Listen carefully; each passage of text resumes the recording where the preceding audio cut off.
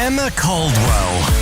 Good morning, it's 2:05. I'm Emma Caldwell, looking after things for Ben Jackson today, keeping his seat toasty warm. And I tell you what, got a busy old show today. World Cancer Day is trending online. One support group have been putting on sessions and workshops to support those affected by cancer. They've got together and recorded a track called Uplifted, which we're going to be hearing a little bit of soon. And we'll also be chatting to some of the people that got involved. And we wanted to talk to some incredible ladies. One support group have been putting on sessions and workshops to support those affected by cancer. And they've produced a song. The song is called Uplifted. It's the product of a 2-day workshop in creative writing and music production. It was created in partnership with Macmillan Cancer Support. So before we chat to the ladies, let's have a listen.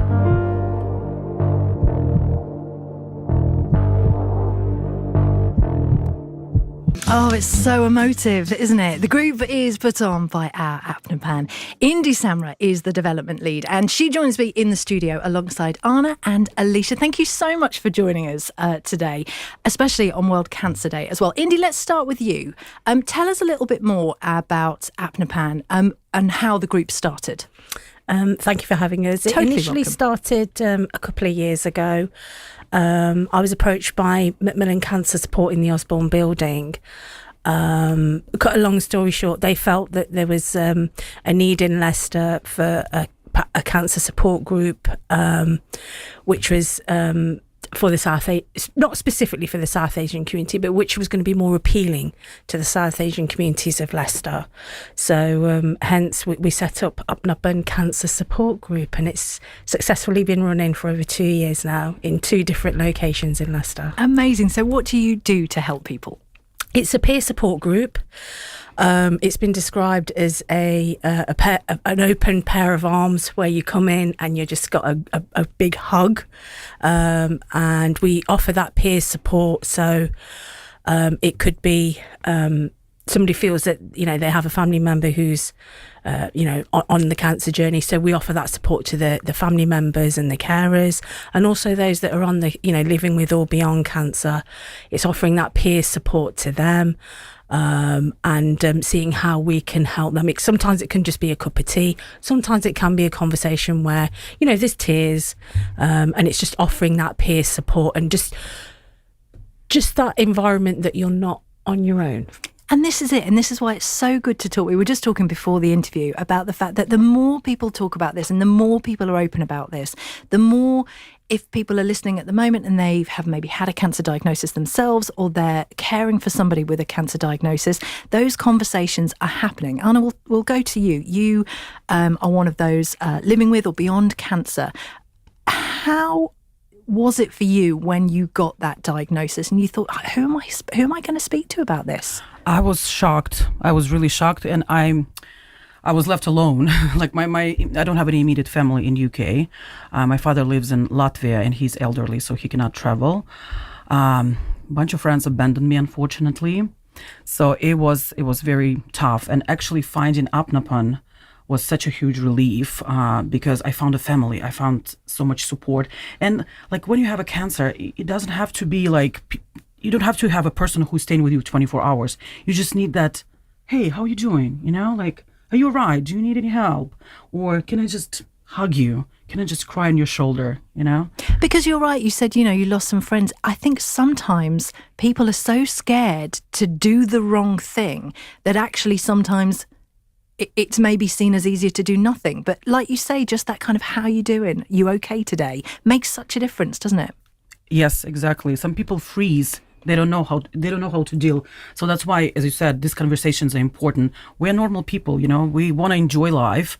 I remember when I lost my hair, I was very comfortable being bald, to be honest with you. You don't have to do like the whole, blow drying, and stuff. But when I would go to the shop, people were just like, like you have this, fear in the eyes, and you're like, okay, I have to wear a wig, whatever. But it's not scary, we're fighters. We don't want people to pity us, And it is those conversations, but I think sometimes when you think of cancer, it's not just the person that's going through the treatment that it affects. Alisha, let's come to you. So you are caring for your lovely mum at the moment. How has that affected your life? What does that mean to you?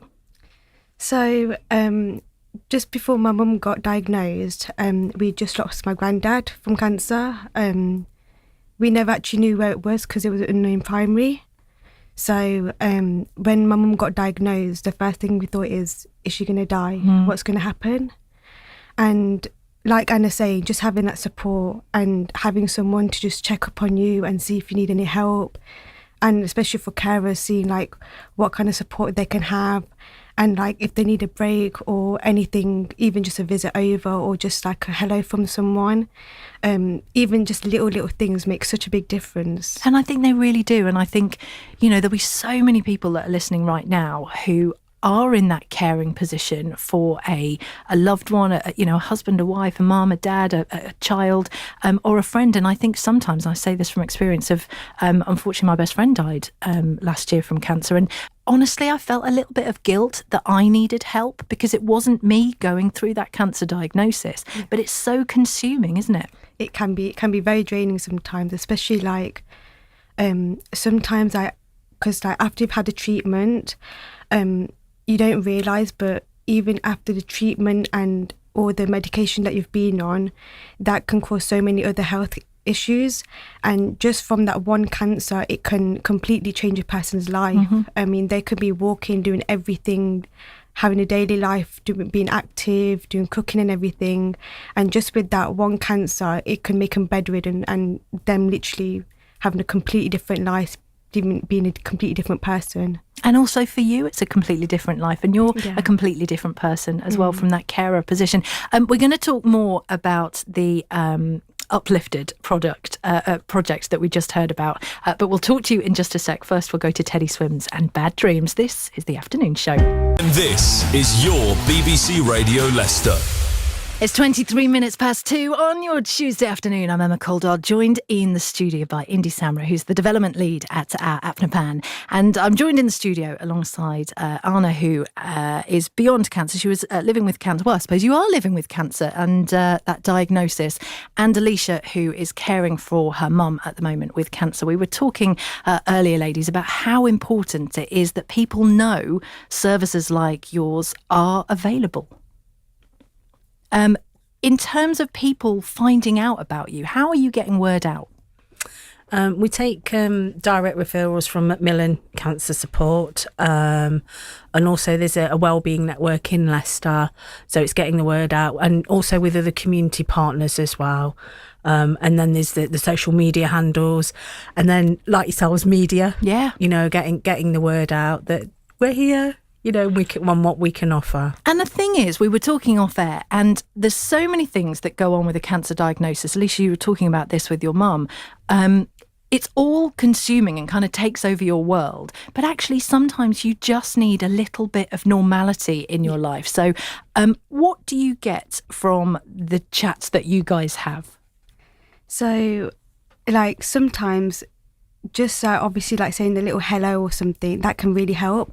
But then like sometimes just having a random chat about something like what we've eaten or what we want to get up to, that can really divert the attention from the whole diagnosis and the whole of the person actually going through what they are and how they're actually feeling at the time. And it gives them something to look forward to and something to be like, okay, there is something more than just a cancer right now.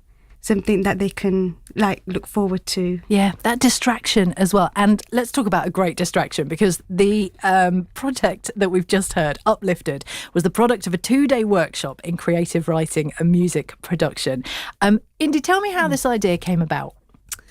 To cut a long story short, I do enjoy creative writing and things like that. And I thought I was part of a very different project a few years ago, and it always kind of stuck in my mind when I started Apnapan. I thought, how about doing something similar for people living with and beyond cancer and carers, where they're given that platform in a very creative way to create something that may resonate with others. So not are they only sharing a very small snippet of their own journey, but then they're also putting that message out there, because sometimes cancer is not openly talked about enough. And being from a South Asian heritage, we don't talk about it enough. And I just felt that if we have that platform where it kind of just has a slight even ripple effect, that, you know what, it's actually okay to talk about. And also what everyone wrote about is very individual, but it may resonate with others and just offer someone that little bit of peace. Absolutely. Anna, tell us about your involvement with the track.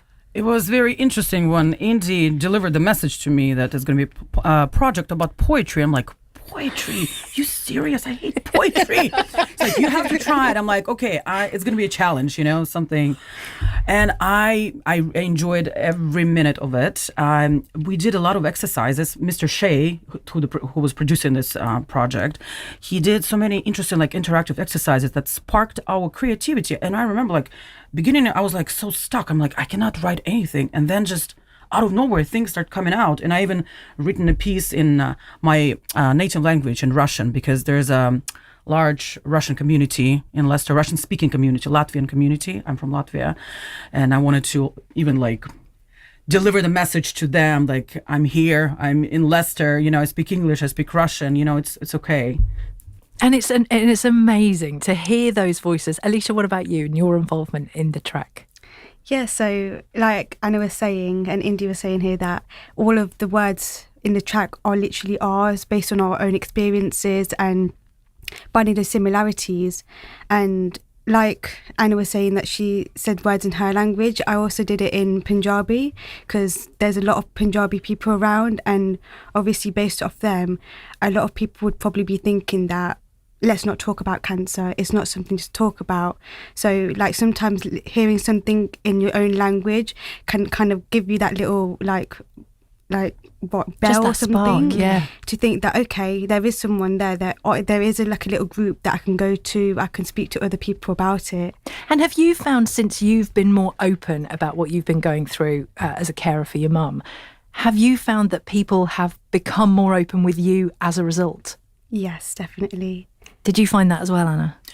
Yes, we've been having very honest conversation with my brother and my father, because in the beginning they were a little bit, they didn't know how to approach, and now we're just talking, and I cried sometimes. But talking and crying and laughing, they're all part of going through that journey. Finally, Indy, where can we find out more? If people are listening right now and they're thinking, actually, I need these people. You can find us on all the socials. Excuse me, our Apnapan, so that's APNAPAN, and our, which is OUR. Or you can drop me a message or call me on 07438 633 812. Amazing. Indy, Anna, Alisha, thank you so much for joining us today. We really do appreciate it. Thank you for having us. Thank you.